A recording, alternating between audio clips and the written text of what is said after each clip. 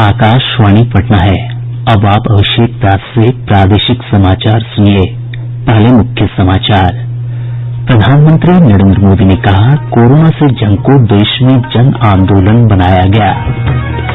कोविड-19 के बढ़ते मामलों की समीक्षा के लिए स्वास्थ्य मंत्रालय के संयुक्त सचिव लव अग्रवाल की अध्यक्षता में 3 सदस्यों वाली केंद्रीय टीम कल पटना आएगी। 1742 नए मरीज मिलने के साथ ही राज्य में कोरोना संक्रमितों की संख्या 23,300 हुई। स्वस्थ होने की दर घटकर 64%। और निर्वाचन आयोग ने कोविड से उत्पन्न स्थिति को लेकर विभिन्न राजनीतिक दलों से चुनाव कराने के तरीकों के बारे में 31 जुलाई तक सुझाव मांगे। अब समाचार विस्तार से। प्रधानमंत्री नरेंद्र मोदी ने कहा है कि भारत में कोरोना के खिलाफ जंग एक जन आंदोलन बन गया है। श्री मोदी संयुक्त राष्ट्र के आर्थिक और सामाजिक परिषद को संबोधित कर रहे थे। उन्होंने कहा कि वैश्विक महामारी के समय सरकार और समाज के सभी पक्ष मिलकर काम कर रहे हैं। श्री मोदी ने कहा कि कोविड के खिलाफ लड़ाई में हमारी स्वास्थ्य प्रणाली मददगार रही है। प्रधानमंत्री ने इस बात पर प्रसन्नता जताई कि भारत में कोविड रोगियों के स्वस्थ होने की दर अन्य बड़े देशों की तुलना में अच्छी है। श्री मोदी ने कहा कि वर्तमान परिस्थितियों ने राज्यों, स्थानीय निकायों, सिविल सोसाइटी और आम लोगों को एकजुट किया है। उन्होंने कहा कि वैश्विक अर्थव्यवस्था के साथ आगे बढ़ते हुए भारत आत्मनिर्भरता की ओर अग्रसर है। श्री मोदी ने संयुक्त राष्ट्र में सुधारों के साथ बहुपक्षीयता का दायरा बढ़ाने की अपील की है। उन्होंने कहा कि कोरोना संकट के बाद के समय में बहुपक्षीयता का स्वरूप ऐसा होना चाहिए जिसमें समकालीन विश्व की वास्तविकता परिलक्षित हो। श्री मोदी ने कहा कि भारत सतत विकास लक्ष्यों को प्राप्त करने में अन्य विकासशील देशों की मदद कर रहा है। प्रदेश में कोविड-19 से उत्पन्न स्थिति की समीक्षा के लिए कल एक उच्च स्तरीय केंद्रीय टीम बिहार दौरे पर आएगी। केंद्रीय स्वास्थ्य राज्य मंत्री अश्विनी कुमार चौबे ने बताया कि टीम का नेतृत्व स्वास्थ्य मंत्रालय के संयुक्त सचिव लव अग्रवाल करेंगे। उन्होंने बताया कि इस टीम में राष्ट्रीय रोग नियंत्रण केंद्र के निदेशक डॉक्टर एसके सिंह और दिल्ली एम्स के एसोसिएट प्रोफेसर डॉक्टर नीरज निश्चल शामिल रहेंगे। यह टीम राज्य में कोरोना की मौजूदा स्थिति और इससे निपटने के लिए किए जा रहे प्रयासों की समीक्षा करेगी और सरकार को सुझाव देगी। श्री चौबे ने कहा कि केंद्र सरकार बिहार की स्थिति पर नजर बनाए हुए है और दोनों सरकारों ने कोरोना को नियंत्रित करने के लिए हर संभव कदम उठाए हैं। उन्होंने यह भी कहा कि बिहार में जांच, संक्रमण क्षेत्रों और हॉट स्पॉट के बारे में चर्चा की गई है। प्रदेश में कोविड-19 के 1742 नए मामलों की पुष्टि के साथ ही संक्रमितों की संख्या बढ़कर 23,300 हो गई है।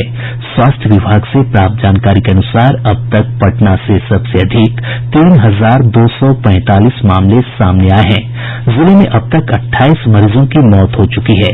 वहीं भागलपुर से 1,455, बेगूसराय से 1,066 और सीवान से 1,065 मामले पॉजिटिव पाए गए हैं। सबसे कम 140 मामले शिवहर से आए हैं। स्वास्थ्य मंत्रालय की रिपोर्ट के अनुसार इस वैश्विक महामारी से अब तक 197 लोगों की मृत्यु हो चुकी है। वहीं अब तक 14,997 लोगों को उपचार के बाद छुट्टी दी जा चुकी है। स्वस्थ होने की दर घटकर 64% हो गई है। पाटलिपुत्र के सांसद रामकृपाल यादव और उनकी पत्नी कोविड-19 संक्रमित पाए गए हैं। श्री यादव के एक निजी सहायक समेत 5 अन्य स्टाफ भी पॉजिटिव पाए गए हैं। इधर हाजीपुर स्थित पूर्व मध्य रेलवे के प्रशासनिक विभाग में कार्यरत एक कर्मी के पॉजिटिव पाए जाने के बाद मुख्यालय को 3 दिनों के लिए बंद कर दिया गया है। पटना के फुलवारीशरीफ स्थित ईएसआईसी अस्पताल के एक चिकित्सक समेत 3 अन्य कर्मी कोरोना पॉजिटिव पाए गए हैं। इन सभी को होम क्वारंटीन कर दिया गया है। गया जिले के शेरघाटी में एसटीएफ के 12 जवान कोरोना संक्रमित हो गए हैं। इन सभी के निकट संपर्कों की तलाश की जा रही है। इधर मुंगेर से हमारे संवाददाता ने बताया है कि सदर अस्पताल और निजी नर्सिंग होम के 3 चिकित्सक कोरोना पॉजिटिव पाए गए हैं। शहर के अधिकतर नर्सिंग होम बंद हो गए हैं, जिस कारण लोगों को परेशानियों का सामना करना पड़ रहा है। जिले के 22 डाककर्मी भी पॉजिटिव पाए गए हैं। मुख्यमंत्री नीतीश कुमार ने कोविड-19 के लक्षण वाले मरीजों का निर्धारित स्वास्थ्य संस्थानों में जांच करवाने का अधिकारियों को निर्देश दिया है। उच्च स्तरीय समीक्षा बैठक में मुख्यमंत्री ने इस तरह की व्यवस्था तत्काल शुरू करने और इसकी जानकारी विज्ञापन और अन्य माध्यमों से लोगों तक पहुंचाने का निर्देश दिया। श्री कुमार ने एंटीजन टेस्ट की संख्या बढ़ाने और होम आइसोलेशन में रह रहे लोगों की लगातार निगरानी करने को भी कहा। प्रदेश के नर्सिंग स्कूलों को कोविड मरीजों के लिए आइसोलेशन केंद्र के रूप में विकसित किया जायेगा। स्वास्थ्य मंत्री मंगल पांडेय ने बताया कि मरीजों की बढ़ती संख्या को देखते हुए ये फैसला किया गया है। उन्होंने बताया कि अन्य सरकारी भवनों को भी आइसोलेशन केंद्र के रूप में विकसित करने के लिए चिन्हित किया जा रहा है। कोविड-19 से स्वस्थ हो चुके मरीजों द्वारा कल पटना एम्स में प्लाज्मा दान किया गया। 6 मरीजों ने अपना प्लाज्मा दान किया। गौरतलब है कि पटना प्रमंडलीय आयुक्त संजय कुमार अग्रवाल ने कल इस अभियान की शुरूआत की है। एम्स में प्लाज्मा थेरेपी की शुरूआत होने के बाद से अब तक 24 लोगों ने अपना प्लाज्मा डोनेट किया है। पटना शहरी क्षेत्र में 25 स्वास्थ्य केंद्रों पर कोविड-19 के रैपिड एंटीजन टेस्ट की व्यवस्था की गई है। संक्रमण के लक्षण वाले मरीज चिकित्सक की सलाह पर इन स्थानों पर जांच करवा सकते हैं। विशेष जानकारी जिला चिकित्सा नियंत्रण कक्ष के दूरभाष संख्या 0612224964 से प्राप्त की जा सकती है। भारतीय प्रौद्योगिकी संस्थानों आईआईटी में प्रवेश के लिए इस वर्ष 12वीं की परीक्षा में न्यूनतम 75% अंक की शर्त नहीं होगी। आईआईटी के संयुक्त प्रवेश बोर्ड की बैठक में ये फैसला लिया गया कि इस वर्ष 12वीं की परीक्षा में उत्तीर्ण होने वाले सभी विद्यार्थी आईआईटी में दाखिले के पात्र होंगे, चाहे उन्हें कितने भी अंक मिले हों। मानव संसाधन विकास मंत्री रमेश पोखरियाल निशंक ने कहा कि कई बोर्डों की 12वीं की परीक्षा आंशिक रूप से रद्द किए जाने को देखते हुए ये निर्णय लिया गया है। प्रादेशिक समाचार आप आकाशवाणी पटना से सुन रहे हैं। निर्वाचन आयोग ने देश में कोविड-19 महामारी के मद्देनजर राजनीतिक पार्टियों से चुनावों और जनसभाओं के बारे में राय मांगी है। आयोग ने सभी राजनीतिक दलों से अनुरोध किया है कि इस महीने के अंत तक अपने विचार और सुझाव भेज दें। अपने पत्र में निर्वाचन आयोग ने कहा है कि इस साल बिहार में विधानसभा चुनाव और कुछ राज्यों में उपचुनाव होने हैं। महामारी की मौजूदा स्थिति में कोविड संक्रमण की रोकथाम और लोगों की सुरक्षा के लिए केंद्र और राज्य सरकार ने आपदा प्रबंधन कानून 2005 के तहत अनेक दिशा निर्देश जारी किए हैं। आयोग ने कहा कि मास्क पहनना, सामाजिक दूरी बनाए रखना, भीड़ वाले आयोजनों पर प्रतिबंध, लोगों के तापमान की जांच और सैनिटाइजेशन जैसे अनेक एहतियाती उपाय किए गए हैं।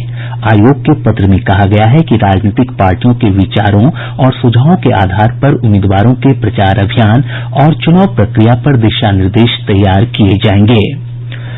उत्तर बिहार के कई जिले बाढ़ से प्रभावित हैं। आपदा प्रबंधन विभाग के अनुसार 8 जिलों के 30 प्रखंडों की 2 लाख से अधिक की आबादी बाढ़ का सामना कर रही है। दरभंगा जिले के गोपालपुर गांव के पास बागमती नदी का जमींदारी बांध टूटने से कई गांवों में बाढ़ का पानी फैल गया है। वहीं कमला और करेह नदियों में उफान के कारण कुशेश्वर स्थान प्रखंड के आधा दर्जन पंचायत बाढ़ की चपेट में आ गए हैं। केवटी में बागमती नदी के तटबंध से रिसाव शुरू हो गया है, जिससे गोपालपुर और माधोपट्टी में बाढ़ का पानी प्रवेश कर गया है। मधुबनी जिले के बेनीपट्टी प्रखंड के कई क्षेत्रों की सड़कों पर पानी आ गया है। यहां कमतौल जगबन बरदाहा सड़क पर 3 फीट पानी बह रहा है। मच्चा के पास सुरक्षा बांध टूटने से सिंगिया की ओर पानी बढ़ने लगा है। सीतामढ़ी और मुजफ्फरपुर के बाढ़ प्रभावित क्षेत्रों में लोगों को परेशानियों का सामना करना पड़ रहा है। इधर किशनगंज की लगभग 100 पंचायतों पर बाढ़ का खतरा मंडराने के मद्देनजर 75 नावें, 6 मोटर बोट और एसडीआरएफ की टीम तैनात की गई है। दूसरी तरफ खगड़िया जिले में कोसी नदी में उफान से 55 गांव प्रभावित हुए हैं। लोगों को प्रभावित क्षेत्रों से निकालने के लिए 36 नाव का परिचालन किया जा रहा है। लोगों के रहने के लिए 124 स्थान चिन्हित किए गए हैं। आपदा प्रबंधन विभाग के अपर सचिव रामचंद्र डुडू ने बताया कि प्रदेश के 3 जिलों सुपौल, दरभंगा और गोपालगंज में 20 सामुदायिक किचन चलाए जा रहे हैं। यहां पर बाढ़ प्रभावित 11,000 लोगों को प्रतिदिन भोजन करवाया जा रहा है। इधर प्रदेश में बाढ़ के पानी में डूबने से 12 लोगों की मौत हो गई है।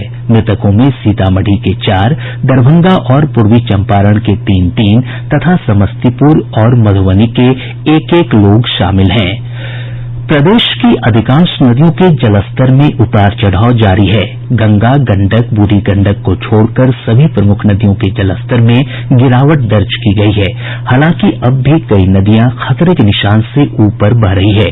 केंद्रीय जल आयोग से प्राप्त जानकारी के अनुसार गंगा नदी का जलस्तर पटना, मुंगेर और भागलपुर में विभिन्न घाटों पर तेजी से बढ़ रहा है। हालांकि बक्सर में नदी का जलस्तर स्थिर बना हुआ है।